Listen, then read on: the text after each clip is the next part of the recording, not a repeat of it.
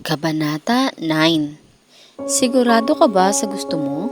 Gulat na tanong ni Michelle. Katatapos lang nilang mag-dinner at ngayon ay sinasabi na ni Janelle ang nabuong plano sa kanyang isip. I just really want to have a baby.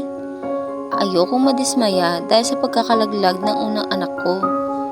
Pero naisip ko, baka mas maging matagumpay ang pagiging surrogate father mo if we do it in a natural way. Napalunok siya habang sinasabi iyon. Janelle, tila hindi naman malaman ni Michelle ang sasabihin. Mitch, huwag ka naman sanang magalit o huwag mo akong pag-isipan ng masama. Gusto ko lang makasiguro na mabubuo ang baby. Baka kasi hindi nabuo ang baby ay dahil artificial method lang ang ginamit natin. So, bakit? Hindi na lang sa natural na paraan natin gawin. Dahil nakayuko si Janelle, hindi niya nakikita ang amusement sa sumusungaw sa mga mata ni Michelle. Jan, naisip mo ba kung kaya ko bang gawin iyon sa iyo? Naisip ko na maiilang ka, pero maganda naman ako. Although hindi siguro ako papantay sa mga babaeng nagdaan sa buhay mo. Pero, maganda naman ako, hindi ba? Baka pwede nang, Janelle, hindi iyon eh. Eh ano? You know you're my baby. I always take good care of you. Para sa akin, isa kang babasaging kristal na dapat ingatan.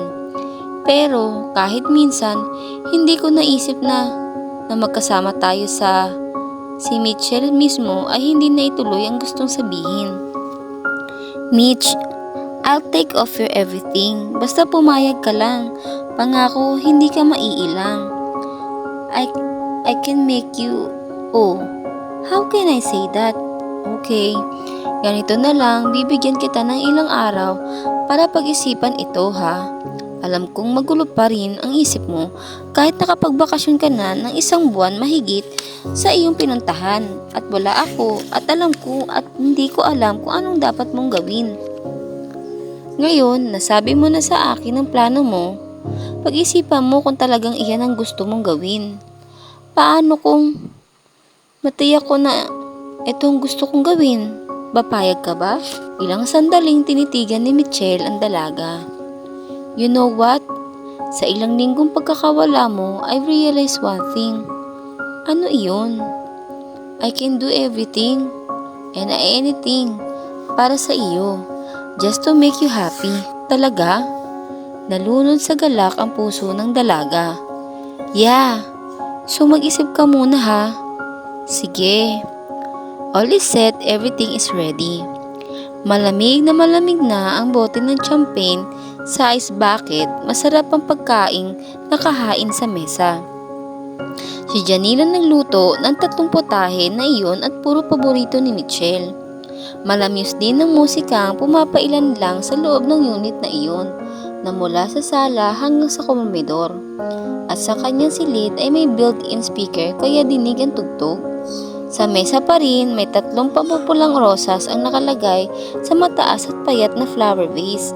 Sa magkabilang gilid ay may 2 kandilarya na may lamang kandila. At si Janelle, pulang bestida na hanggang hita ang kanyang suot. Spaghetti stripe, iyon kaya labas ang mapuputing balikat niya. Ang kanyang mahahabang buhok ay isinet niya kanina at nilagyan ng setting lotion para maging alon-alon iyon na ngayon ay nagbibigay sa kanya ng aurang kaakit-akit.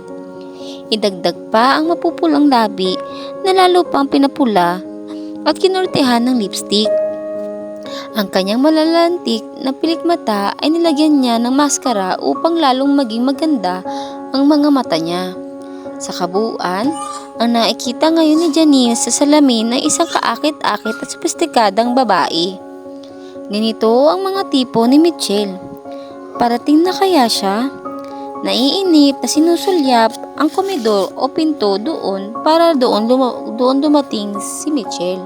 Palingat-lingat ng ilong pangdingding rin ang ginagawa ni Janelle. Baka nagbago ang isip niya. Baka naisip niya, ang sagwa naman ng mamamagitan sa amin. Sana naman ay hindi pipinghiling ng dalaga. Pagkaraan ng ilang araw na magpag-isip lalong na siguro ni Janelle na si Mitchell pa rin ang gusto niya maging tatay ng kanyang anak. At kung hindi nagtagumpay ang artificial insemination, kahit gawin niya iyon sa natural na paraan, gagawin niya. Nang itinawag ni Janelle ang naging pasya niya kay Mitchell, saglit itong natigilan at hindi agad nakakibo mula sa kabilang linya. Sige, payag ako. Pagkuway, wika nito. Halos maglulundag noon sa tuwa si Janelle. At ngayon, ito na ang gabi na magaganap sa kanila ng kanyang kaibigan. Nakakatawang pangyayari na hindi sana dapat nangyayari. Malakas na tunog na buzzer sa labas ng kanyang condo unit ang pumukaw sa kung ano-anong isipin niya. Narito na siya. Excited na muling tinignan niya ang sarili sa salamin. Sinigurado na talagang maganda na siya at hindi magkakaroon si Mitchell ng pagkakataon na umatras. Muling naulit ang buzzer. Sandali, nariyan na. Agad niyang binuksan ang pinto. Hi, alanganin ng ngiting sumusungaw sa mga labi niya na mabungaran si Mitchell. Hi, nakangiting wika ng binata, sagat tumuon ang paningin sa kanyang mukha. You are so gorgeous, wika nito. Salamat, naiilang na wika niya. Iyon ang kauna-unahang pagkakataon na sinabihan niya si Mitchell ng ganoong papuri. At naisip ni Janelle, sinabi lang iyon ng binata just to please her.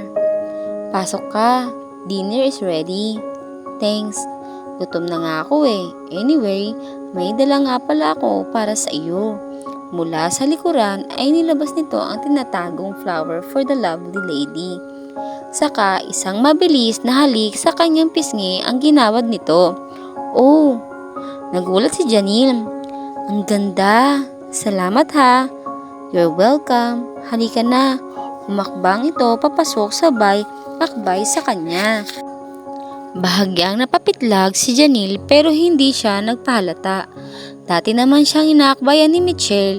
Minsan pa nga ay naglalakad sila sa mall na magkahawak kamay. Minsan naman ay mauuna siya sa hita nito o hindi, mauunan sa hita niya kapag nanonood sila ng CDs. Pero ngayon, iba ang naging pakiramdam niya nang mapadikit sa katawan nito. Dahil ba sa isip niya ay naglalaro na kung ano mang merong eksena na posibleng maganap sa kanila mamaya. Ano bang niluto mo?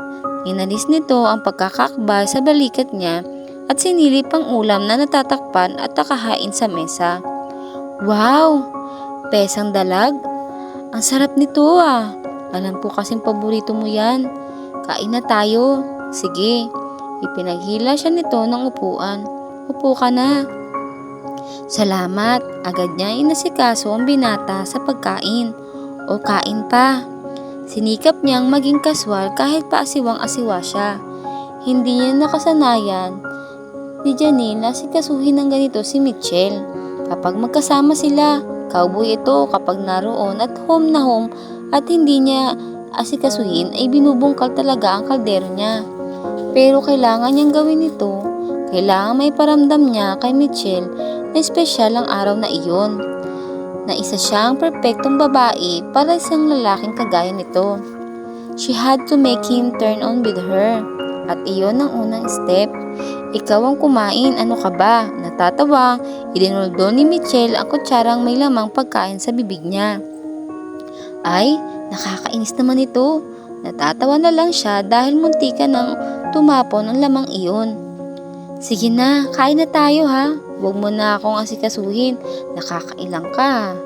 Sige na nga, lihim siyang na-disappoint to make it short. Natapos na silang kumain. Let's drink. Nahihiyang yaya niya rito.